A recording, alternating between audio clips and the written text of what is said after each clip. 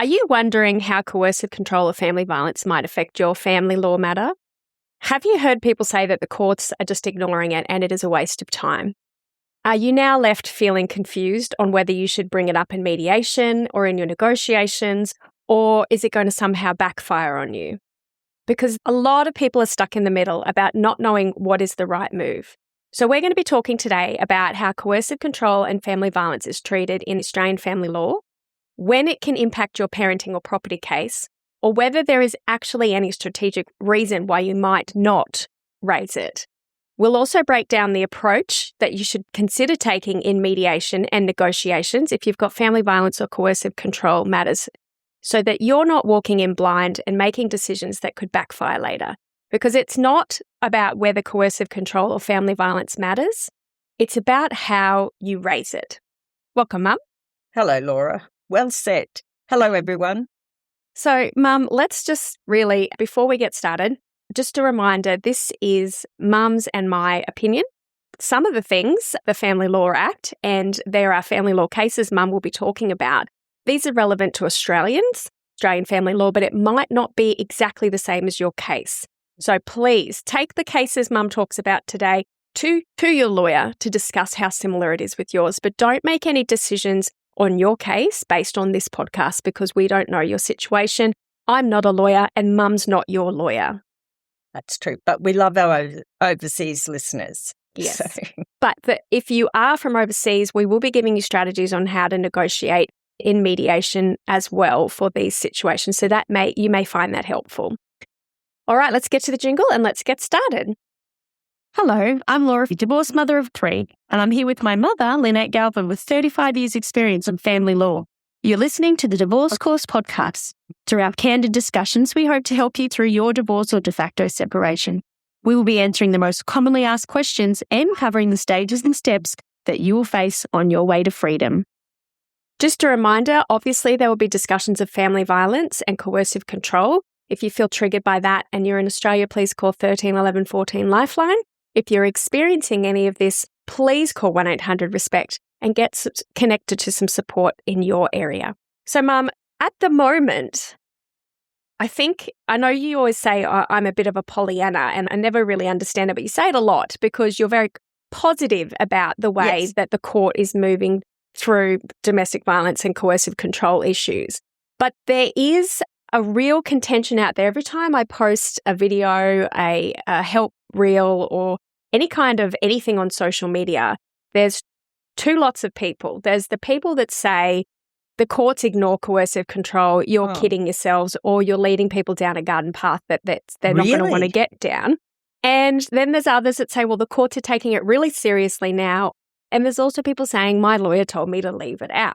So there's a lot of noise on social media, which I worry about because people who are going through coercive control or family violence will be hearing these people who may be just speaking from their own personal experiences of what they've been through. Maybe not. I mean, the court has tried to educate lawyers, right, about family violence, but it hasn't stuck with every lawyer. So I guess I'm happy to do this episode to educate the people, the clients. You know, you're the litigants and you're the ones who have to say your case. But maybe some of the stuff we talk about today will give you some ammunition if you get one of those lawyers who wants you to defer talking about it or don't talk about it. Yeah. And if other people say to you, oh, don't bring it up, it'll get used against you. We're going to talk a little bit about that as well. But I think it's really important to note that that's not just people on social media's point of view, because we did actually read on the 27th of March in the Family Law Proctor magazine. Oh, that's the QLS Proctor, is it? Yes. Oh, okay. The title was Judge Urges Profession to Soften Your Gaze When Dealing with Domestic and Family Violence. And that's the Federal Circuit and Family Court of Australian Judge Her Honour Cara Best. She urged the profession to help stop the justice system from failing women and children at a recent International Women's Day event in Brisbane. So I thought that was quite a big deal for a judge to be saying that. And for her to admit that perhaps not everybody is bringing the right attitude to the court about family violence. Because I've always said the judiciary are educated. They went through compulsory training. about family violence and how it affects people. The legal profession, barristers and lawyers have had the offer of that sort of training. There's lots of information, but it's never been made compulsory. And I think in busy daily practice, some lawyers just missed that change in the law or haven't adjusted their attitudes. Yes. Well, the thing that I thought was really important that she said is we know that many perpetrators then use maladaptive behaviour in a victim. The fact that the mother, for example, might be drinking too much or using drugs, which is not appropriate, as a way of targeting and controlling any prospect of them leaving or thinking that they would retain the care of the child or could potentially get a job or in any way move forward in their life away from the abuser. So she's just giving an example, but she was basically saying just because there's problems on both sides doesn't mean that you're just saying they're both the problem, because usually it's a hidden, like with coercive control or with family violence, and it doesn't necessarily mean there's risks on both sides. So you need to be really looking at it. Because the stats are something ridiculous, like I think it was 77% of notices of risks that are filed at the beginning of a family law matter reveal an allegation as to the exposure of or an incident of family violence. So basically, that's a large proportion of the people going into family court who are experiencing family violence. And we've always said that, Mum. It's, if you're reasonable and your ex is reasonable, you don't need to go to court. That's right. You'll be doing consent orders. And it's good that the court is now identifying that, or at least because we come in, lawyers and judges, and we come into a case towards the end of the story. And none of us can know what happened during the marriage, what the pattern of behaviour was that has resulted in the current behaviours, So if you don't tell, if our listeners don't, if you don't tell your lawyer, the lawyer can't tell the judge, and the judge can't make a decision that is just equitable or that is in the best interests of the children. They need all the facts. So the confusion out there, obviously that judge is pointing out that, yes, there's some people that still haven't figured that out properly yet, but the judges are starting to point it out. So that's a good sign. Yeah. We've got cases that you're going to take us through shortly, Mum, as well, that show that that's a good sign.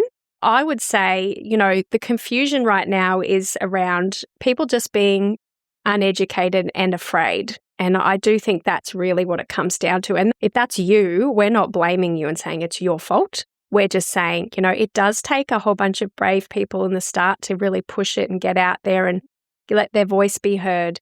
So, Mum, can you tell us, so we can help people be brave, what does the Australian family law say about coercive control and family violence, and how does it fit in parenting and property?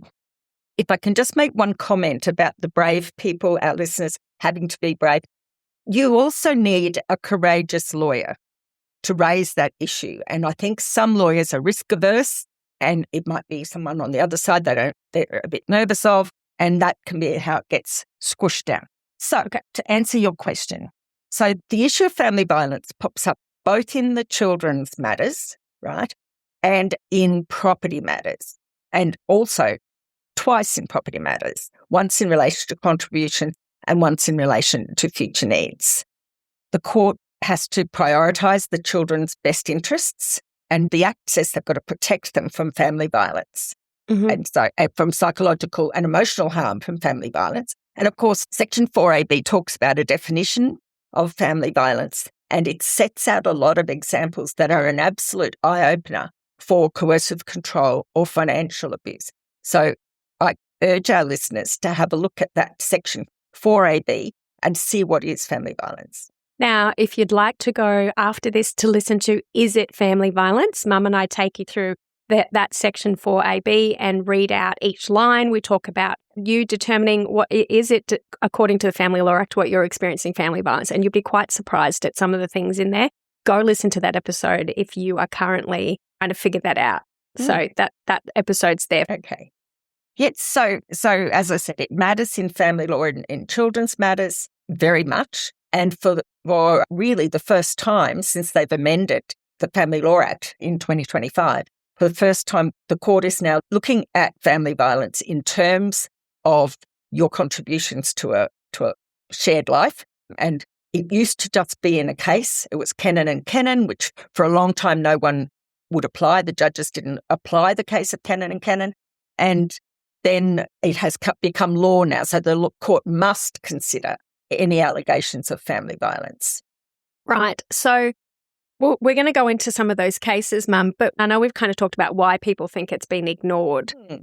I think it's really important, like you've just talked about, in the courts, how they look at it, but it comes down to proof, evidence, and proving the impact on the kids, really, doesn't it?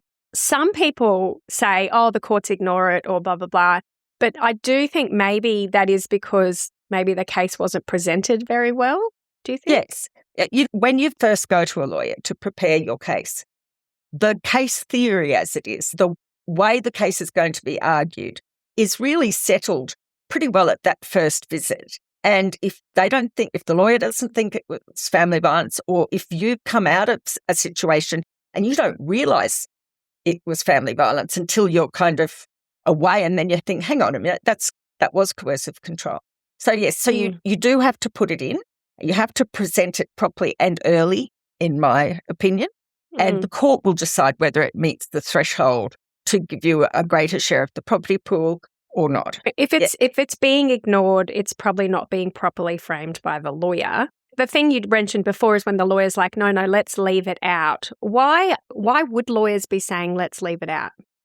I don't think the court is allowed to ignore, by the way. They must not ignore family violence. And there's one of the cases I'm going to talk about today says that they must not. So there's kind of a barrier being created, either by people like Elinson not saying what happened, or by the lawyers who maybe don't have the courage to do it, maybe have got themselves stuck on the old case of Kennon and saying, no, it doesn't reach that threshold, and haven't really educated themselves with the other things. And sometimes I think there's a lot of people have been saying to us that their lawyers have said, oh, if you raise that, there's going to be an argument, you're not going to settle it. And that might be something people are hearing as well. So if you've been in a coercively controlling relationship, pointing that out to the coercive controlling person never, ever made them settle or admit they had been wrong or anything. So you're saying if you're close to getting an agreement that you're happy with, that you're willing to live with, if you raise issues of family violence or coercive control, that may upset the entire agreement and cause it all to fall apart. So that may be a strategic reason not to bring it up. Yep. And also too, if it's only going to be an adjustment of a few percent, it might not be worth going to court to argue over that element. But if it's children, let's just talk about that then quickly. So that's the difference, I guess. In court, you say it's the law. They must not ignore it. They must not ignore it. But most people, to start out with, are negotiating via lawyer letters, mediation and negotiation, which we're going to get to later. But I guess then people can ignore it. The other lawyer can choose to ignore it. They can just say whatever. It's only going to be looked at if you do take it to court, really. Yes. And in mediation, if you believe that you should get 5% adjustment because of what a awful partner they made, you don't have to say to the mediator to tell that person, I want 5% for you being such a jerk.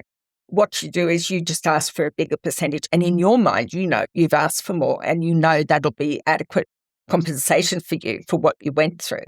But, with kids stuff, it's not the same, right? Even with consent orders, you have to file a notice of risk. And so even with consent orders, and you have to answer those questions truthfully, because the court wants to make sure. The court says, we want to know about it, even if you both agree, because they can't make orders unless it's in the best interests of the children. And so they ask you actually to say how your orders protect the child, given the risks identified, if any, in that notice. But property-wise, I see a lot of people do leave that out. If you're arguing about children, I think you've got to talk, even at a mediation level, I think you have to say, that is why. That is why I can't agree. That is my concern. And there's pressure on you, yes, to settle things in mediation, but you know your children. And we've done a really good episode on when you have to go to mediation and there's risk and you definitely can't agree to 50-50 without supervised time.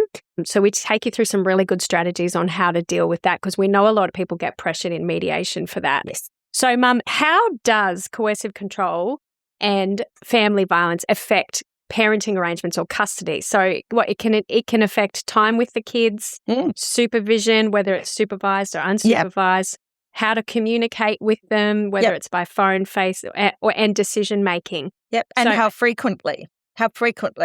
Right. So that they want the children to be able to have a relationship with both parents, but only if it's safe. So have you got any cases that we can give some hope to if people are listening today who are going through and they've got coercive control or family violence with children, and they're worried that if they raise it, it's going to backfire spectacularly? Yeah.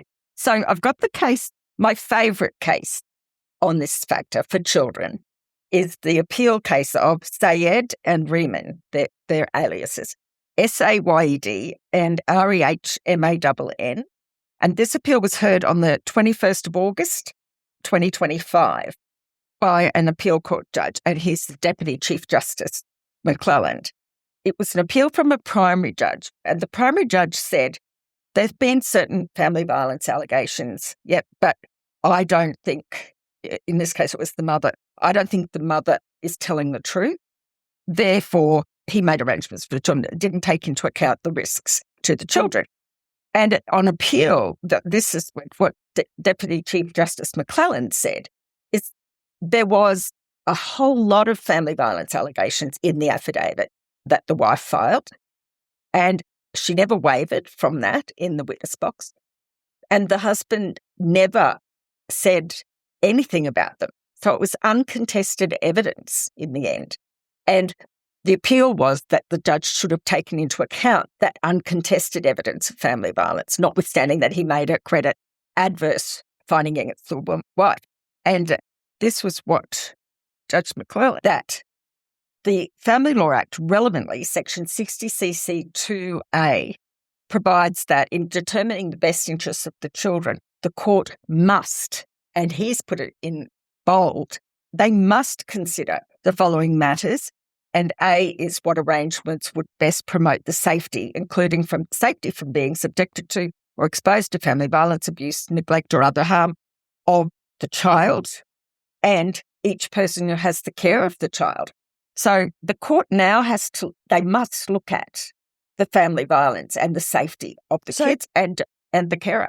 So what happened in that case? If that went to appeal and the judge said, you made a mistake, does it just get sent back to another judge to retrial? It back for a hearing before another judge, I believe. Okay. But he said, in rejecting the mother's evidence as to her family violence based on a generalised adverse credit finding, the primary judge failed to provide an adequately reasoned explanation.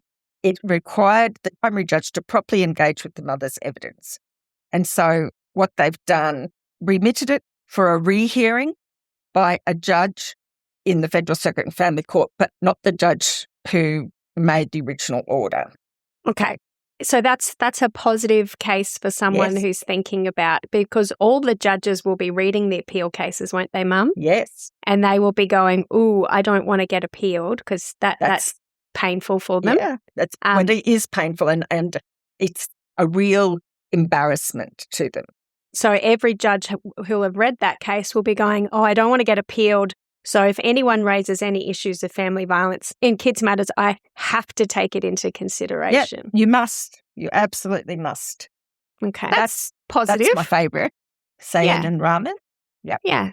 In that case, I think that the lady there was some issues with the lady, wasn't there, as well? Yeah. So the judge didn't believe her evidence in a lot of things. Yeah. And that's that adverse credit finding. So they say, look, you know what? I didn't believe her. Where it came to a choice between her and the father, I agree with the father. But the element was there were allegations of family violence that the father said nothing about, not anything about. And so they were uncontested. And so the court had to consider them. Yeah. So back they go. They go to a different judge. That's how it can affect kids' matters. So custody-wise, if there's family violence, they're obviously going to either do no time with the children or supervised time. So there was that other case, Mum, which I think is really important to point out here as well, to give some hope to those people whose lawyers have said, well, I'll get the father to do or the mother to do an anger management course.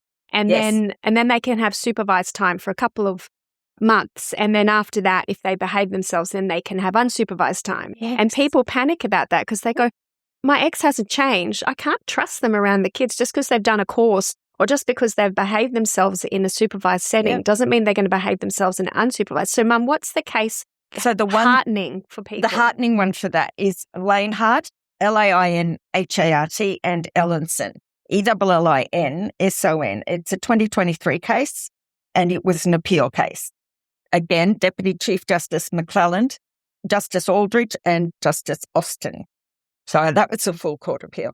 So what had happened was that there are a plethora of courses people can do, and that then they say, I'm better now. I've attended anger management, or I've had life coaching, or I'm going to a counsellor. And it's kind of like someone's given them a playbook. Yeah, if you've been accused, do this, this, this, and this, and then you'll be fine. And I think when the legislation said the people had to look at equal shared care first and equal time, I think those sort of structures were put in place to give some comfort to the judge if they were going to obey the legislation, which was, and they have to obey the legislation in the steps. In the old days. Yeah. That's the old legislation. Yeah. And so they used to use that as a way of going, oh, well, maybe the risk is ameliorated somehow. In Lainhart and Elinson, the judge made an order that the father attend a counsellor, and I think it was his own counsellor for a certain number of times, after which, if the counsellor or his social worker said it was okay, then after that, he could move on to unsupervised time. And the argument actually with the judge was, what the full court said was, mate, you can't give that decision-making to someone outside of the court. The court is the court. It was pretty clear from what the court said in that case that these sorts of things are not the be-all and end-all of children's matters, and there is no magic silver path that will show you if a person has genuinely changed or have they just done the things, saying what they're supposed to say, apply lip service, and then they have all this to back them up.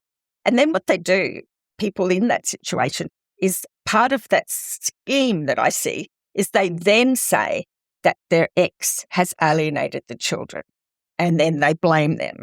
Yes, and I think that is another part of that old playbook, along with I've done an anger management course, I've behaved myself at supervised contact. So that alienation allegation, I don't doubt for a minute that there are people out there who are deliberately trying to make the children hate the other parent. I don't doubt that for a minute that exists in the world.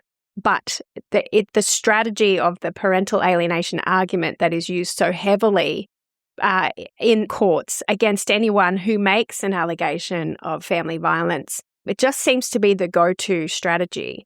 And we have an episode that you can go and listen to on the way that abusers use that and how to protect yourself from that. So go and listen to that episode.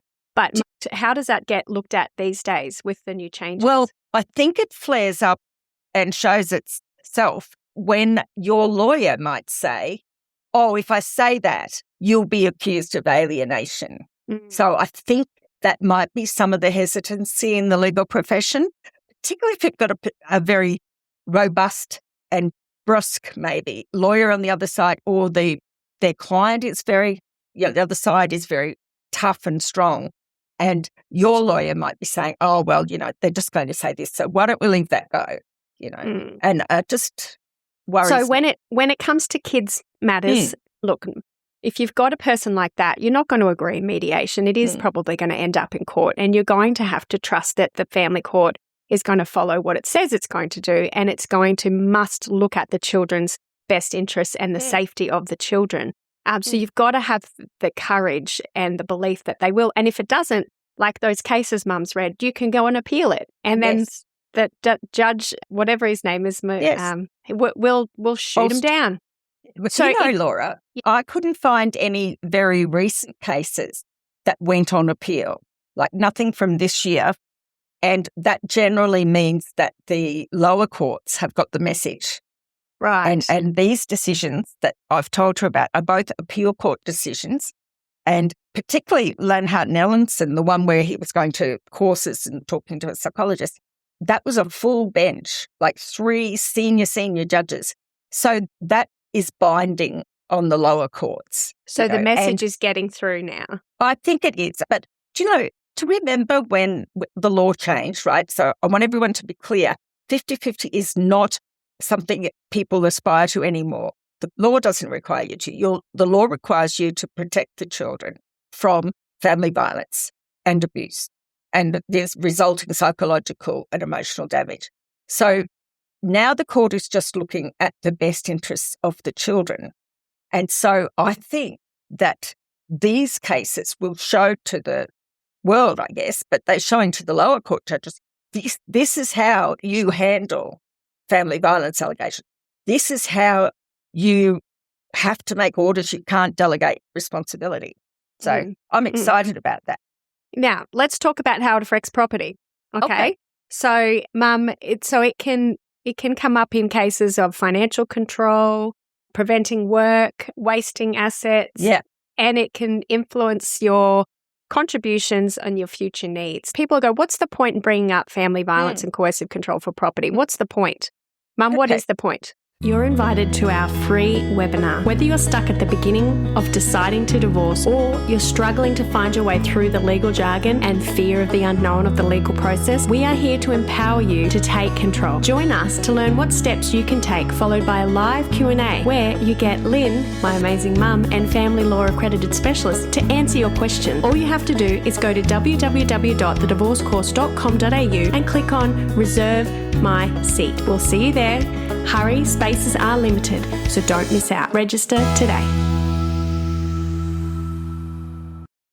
The point is that now in 2 sections of Section 79, 2 parts of Section 79, the court has to look at whether or not your contributions were made harder because the other person wasn't normal, wasn't supportive or a normal person. Or abusive. Or abusive, that's right. So if you feel that your contribution was harder, if you had someone who was drinking, and maybe you've had to put your partner to bed and then look after the children, or that you come home to a mess, or whatever it is, if it's alcohol, drugs, just a bad behaviour, those sorts of things.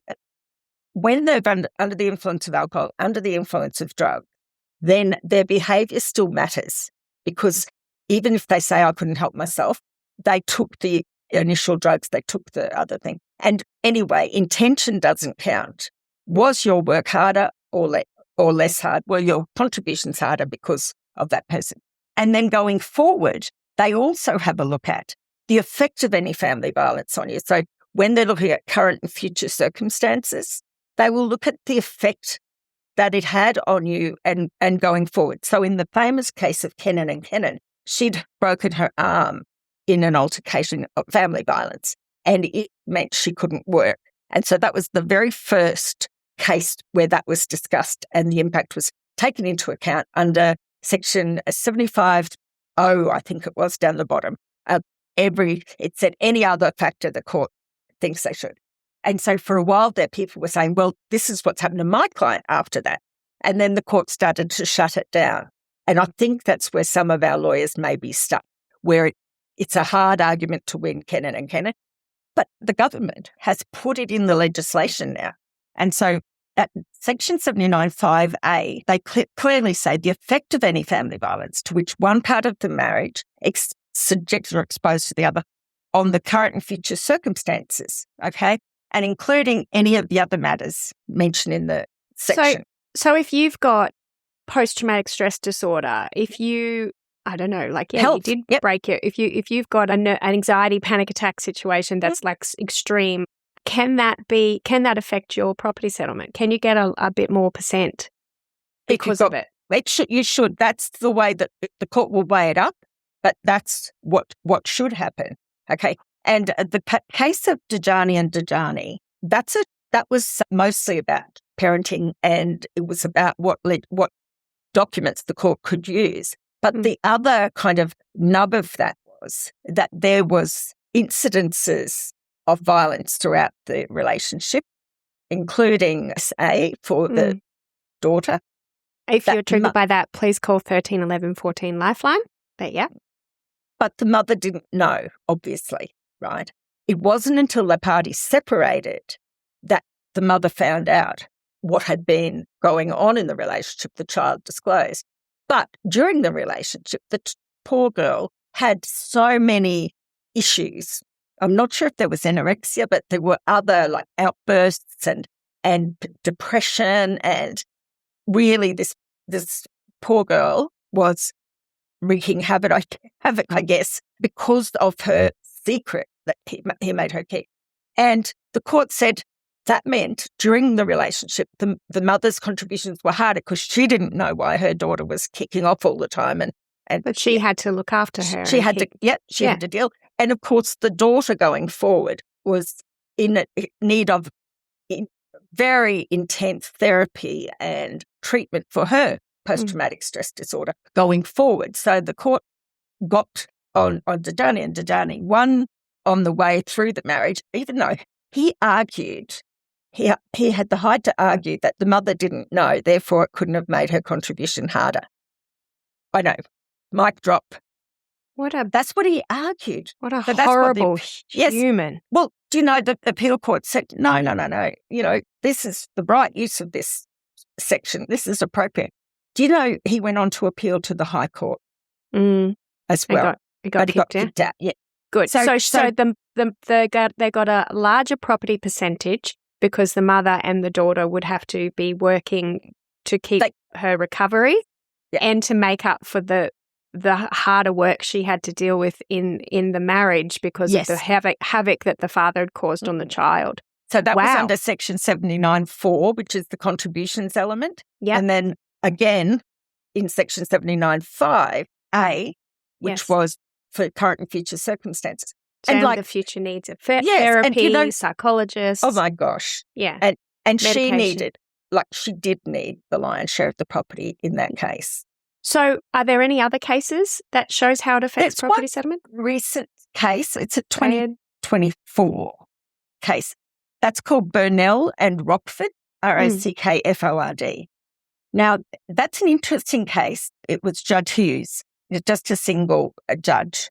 But what he said was he explored the allegations of family violence during the marriage. And the wife in this case, again, of course, they're aliases. The wife in this case said she had a clinic of some kind. She was raising the kids pretty well. It sounds like she was doing it pretty well single-handedly and being a clinician of some sort. The husband stepped in to help her at her request with the BAS and tax generally and keeping things in order. She says she didn't know what the money was doing at any time. He took control, and that was coercive control. And this is a case where the court said, you know what? Because she always knew the PIN number, she could always log in. We're not satisfied, or I'm not satisfied, that behaviour in itself constituted any coercive control that would have made her contribution harder. It was mostly in a helping role. But then they went on to talk about his communication since separation and the manner in which he conducted himself post-separation and the tone of the text messages, the cutting her phone off, all the snarky, nasty things that you can do if you have control of the things, you know. And so that the courts, they said, was family violence. And as a result, she got an adjustment. So the post-separation abuse, silly behaviours that some people experience where their ex cancels their insurance, turns off their phone, cuts them out of access to money, that kind of thing, can now affect property settlement. If you get in front of a judge, they can give you a larger percentage because of their behaviour. So realistically, what we're seeing, and like Mum said, that once they've been appealed a few times, the judges get the message. So those appeal cases would be very relevant for you if you're going through this to print out, have a look at, take to your lawyer, maybe give your lawyer a bit of a push. Now, Mum, the problem is though, a lot of these people aren't in court. They don't have a judge looking at it. You can't go into mediation and say, well, because of your post-separation abuse, your non-disclosure, you're wasting time, you're hiding stuff, you're doing all these horrible things, you took my car away, I couldn't drive my car, all the things, I deserve a larger percentage of the property pool. So what do people do in mediation? Well, you can say that. You can, because everything that you negotiate in mediation is with the understanding that if we don't sort it out here, the court's going to sort it out. I was just looking in that Burnell and Rockford, she got a 4% adjustment in her favour because of the arduous contributions that she's had to make post-separation and greater parenting contributions during the relationship. So, yes, I mean, that's what lawyers do. If you had a lawyer there, they'd go, oh, no, Rob's case, that's the one where you get extra if you've had stepchildren with you. So they just, each of them banter cases backwards and forwards. Right. So it might help your lawyer. If you take the cases in, if you are going into mediation and if you've got coercive control or family violence, one, good luck trying to get a mediator. So that's a tricky battle that you might have to go through. So find someone who's willing to do it. We talk about how to do mediation safely, but consider doing, shuttle mediation or via Zoom so you're not even in the same space. Yeah. And basically all you're doing is showing them, hey, if you don't agree to my thing, we're going to go to court and the judge is going to look at this and it could be worse. Yep. Is that really what would happen? Yep. That's how everyone negotiates everything. Because when you go into mediation, you have to do it under a framework. Otherwise, why would the other side give you anything? So you turn to, for properties like, you turn to Section 79 and say, these factors, this is the contributions I made before, during and after the relationship, financial, non-financial, these are the contributions I've made post-separation, these are the parenting contributions, all of that, where all of the arguments are under the umbrella of the likely outcome in court, and therefore they follow the structure of the legislation usually. So when I said, if you are very close to settlement and a 4% adjustment, say, is not worth fighting for, you may not mention it in the mediation if it's going to destroy the settlement. But you must mention it in relation to children's matters because each of you has to have to file a notice of risk in relation to the children. And so you can't be kind of making orders that a court would make under the circumstances. And the reason I think the court gets people to put that document in very early in proceedings, if it's going to go to court, that's said and that's there and it can't be unsaid.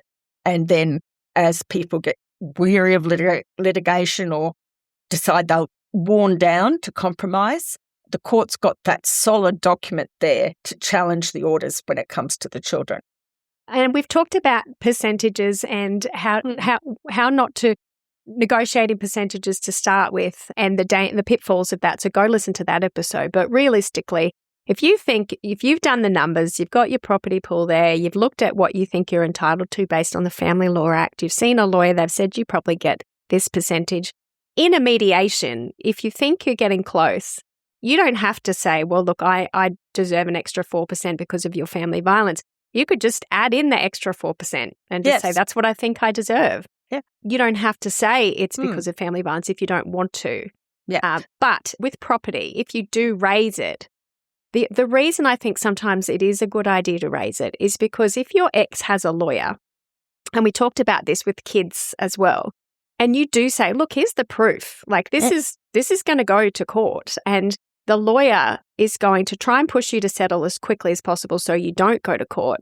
But if you don't call their bluff, they are going to have to sit their client down and say, your ex down and say, look, this is going to be put in court and this is going to be bad for you.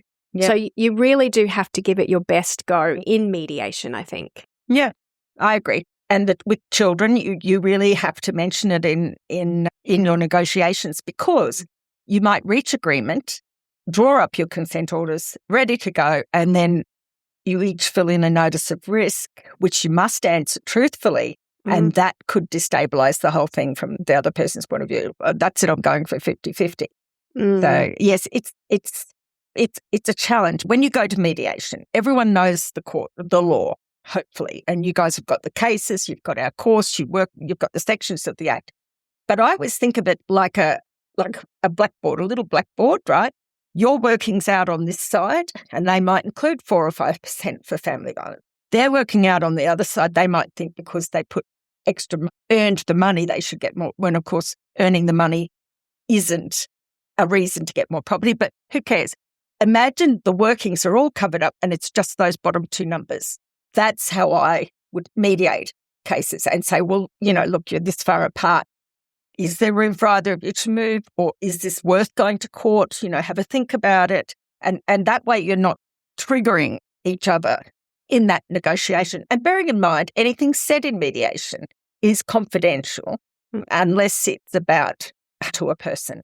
But in saying that, if you, for example, that poor person that has an older daughter now that's going to need all that therapy, all that psychiatrist help, everything that they're going to have to put that poor child through to get them to a better place to deal with life after what the father's put them through, you obviously know you're going to need more property to be able to deal with that. So you've got to kind of look at what your future needs actually are going to be and what can you live with, what can't you live with, and weigh up going through court to get it. So there's a lot of So we've got an episode called Settling or Court and the considerations that you should weigh up and the kind of 10 questions you should ask yourself. So if you haven't listened to that episode, please go I'll put that in the show notes, go listen to that. Can I just say though, that woman and any women in those positions, usually it's any person, I guess, in those positions, they are also traumatized. Of course. And it's very hard for them to be strong about anything. Yeah. And the fact that she only found out about it after separation means that she's got, that lady has got so much to process and so much to, and it's a big ask then for them to stand up to their abuser. Yes. So early on and demand a better outcome. And that's where I think those soft eyes that Judge Best wanted lawyers to use comes in. Because it does seem to me that the mediators forget that one of the parties is still suffering. Because finding there was family violence, that's historical, but the nature of the person now, the victim now, is still current. And you have to be aware of that when you deal. That's so true. So, Mum, how then do you approach it in negotiation? So this is before mediation, or if you're negotiating, do you raise it? Do you raise it in a letter? Do you write a letter and say, this is happening? If it's safe to do so, right? So, or it might be that it's just alluded to, because you're only negotiating. Right, at this early stage. However, those early letters are admissible in the court. And have you seen it in court where they've said, well, they've never talked about family violence before, they're only saying it now? Yeah, I've heard the judge say that. It's just, so it all comes down to, you asked at the beginning, Laura, you said, how do you prove it, right? There's 2 confusing aspects that have come into play. One is some states have criminalised coercive control. And the evidence required for that charge, that criminal charge, it has to be clear and unequivocal, right? When you're in the family court, we're looking now at the best interests of the children or your financial situations. The court doesn't have to apply the same level of proof. And we all know most family violence happens behind closed doors. There's no record of it. And so it's your word against the other person's word. The thing that will get you through is what got, I think, Mrs. Lainhart through, Lainhart and Elinson, whichever one was that she put it in her affidavit, and then she wasn't cross-examined about some of it, because I suspect the husband would have had to confess. And if you are doing an affidavit for court, then the way to make it live is, like we said, you don't explain the outcome. You don't say he was domestically violent or she was domestically violent. You explain the behaviour, the actual incident that happened and set the scene. If you would like to know how to put your coercive control into an affidavit into writing, we've got a whole episode on that. It's called Putting Coercive Control into Writing for Court. So go and listen to that episode. Mum takes you through some great strategies on that. Mum, what do you think the biggest mistakes people make when it comes to coercive control and family violence and negotiating their property settlement or kids matters? What's the biggest mistake? I think the biggest mistake is the peace at any price mentality, and it's not their fault. If you've come out of that situation, as you can see in that Burnell and Rockford, coercive behaviour can continue right up until the mediation. I mean, they may accidentally on purpose run into you in the foyer of where you're going to have your mediation. They may drive behind you, so you're not out of it yet. And that way you have to rely on your advisors to tell you. And over the years, there've been people who've come in and go, I can't take it anymore. Just do this. Just give in to that. I want you to just stop, I just want it over. Yeah. And a lot of people hear it all the time. A lot of people do it in property because they're like, I will gladly give up, whatever percentage they're trying to get out of me so that I don't have to put up with this man ever again or this person ever again. I totally understand the attitudes that we hear from people and why they would make that decision. But Mum, you're very right. You're still, if you're listening to this, you're still probably experiencing it. Because coercive control in particular, you can't just turn it off. These people, they're not just going to go, oh, well, you've left, I'll stop now. The post-separation abuse is real. And if you are still living it, sometimes it's even worse after you've left because it's a new environment that you're dealing with and it's not something your body's been able to figure out a way of coping. Yeah. And so you're right, Mum, in mediation, decisions are made out of panic and out of just wanting to get out and be free. And I'm not judging anyone for doing that at all because I can totally understand why you would. But just make sure you know what you're giving up. Make sure that you're not going to come back in a year and go, oh my goodness, I've made a big mistake. With kids, I don't see anyone compromising with kids. There's this, if you've got to stick to your guns, you've got to stick to your guns. And we also think that those people are so brave for doing what they need to do for their children. But yes, that is a big mistake that, Mum, you do see. What do you think you could embroider on a cushion, though, for anyone listening today? Because those cases do give me hope. That judge comment, even though it's basically saying some of the judges aren't doing the right thing, gives me hope. What could we say to the people listening today to give them hope? Yeah, it's too big for a cushion. I know. Okay, let's embroider a blanket. Okay.